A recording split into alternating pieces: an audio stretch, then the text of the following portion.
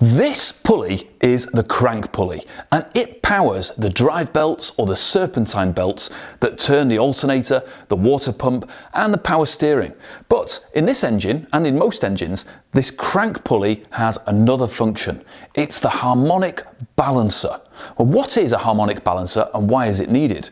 Before we can talk about that, we'll take a detour and discuss a bit of simple physics, torsion and resonance. We just talked about the flywheel and how it uses momentum to rotate at a constant speed. Now, each time a cylinder fires, it puts a pulse of turning force into the crankshaft, a little bit like hitting it with a hammer. Now imagine for a moment that the crankshaft was a hilarious comedy prop made from flexible rubber and used for hitting people on the head. At one end of the crankshaft, the flywheel end, we've got a constant speed, but where the piston is whacking on the crankshaft, there's a sharp force that acts periodically. And this force is going to cause the crankshaft to ever so slightly wind up and unwind. Now the crankshaft is made from metal, so we can't see this winding, but it is still happening, just imperceptibly. And the correct word for this winding force is torsion.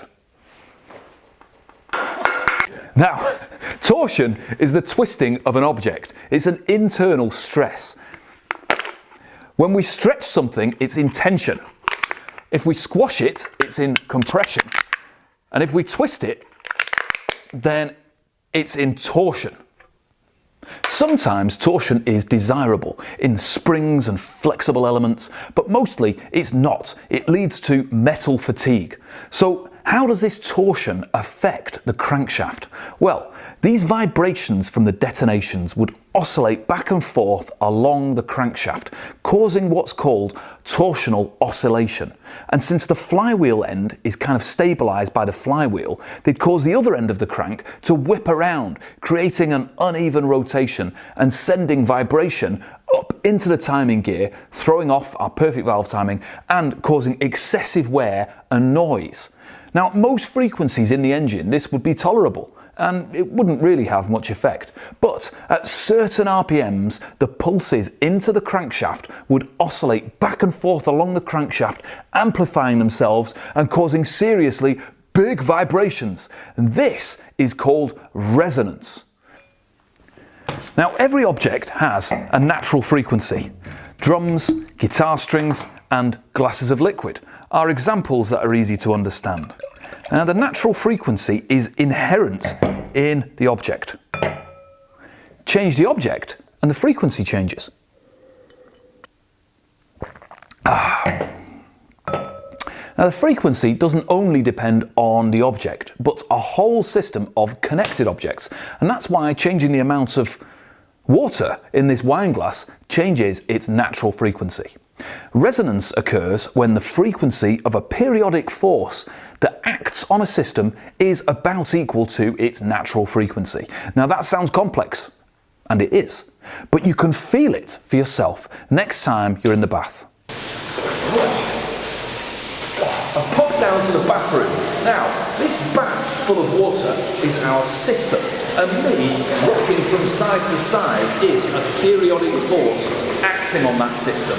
Now, like all systems, this bath has a natural frequency, and if I rock from side to side at the natural frequency of the pool, then we create resonance, which produces big waves.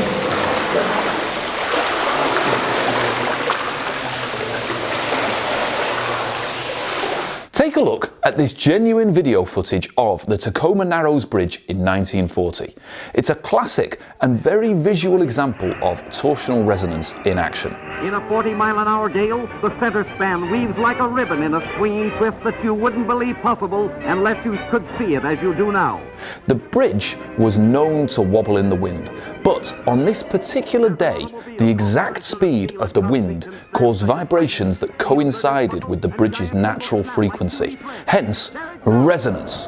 The torsion oscillated back and forth along the bridge's span until it eventually collapsed. Now, just like the bridge, there's going to be a certain frequency where torsional oscillation resonates up and down the crankshaft, and the job of the harmonic balancer which is also called a torsional vibration damper, is to absorb or dampen this resonance.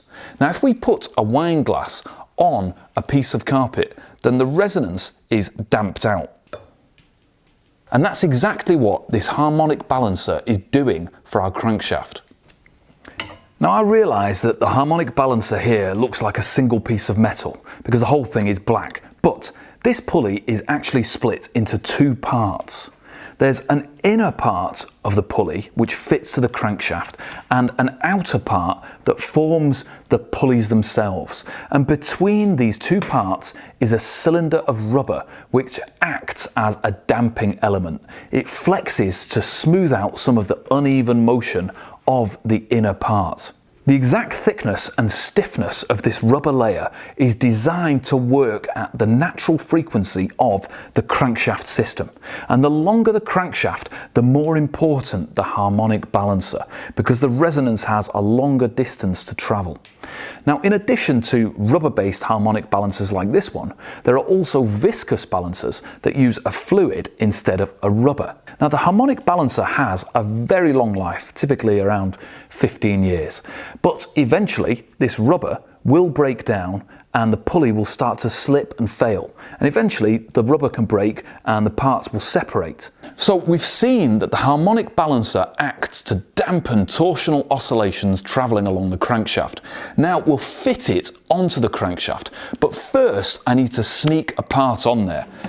This metal disc is called a timing wheel or a trigger wheel, and it's used to trigger a sensor that detects the crankshaft position. We'll come back to this when we talk about engine sensors. With the trigger wheel installed and bolted to the crank, the harmonic balancer is attached with 4 bolts. Simple.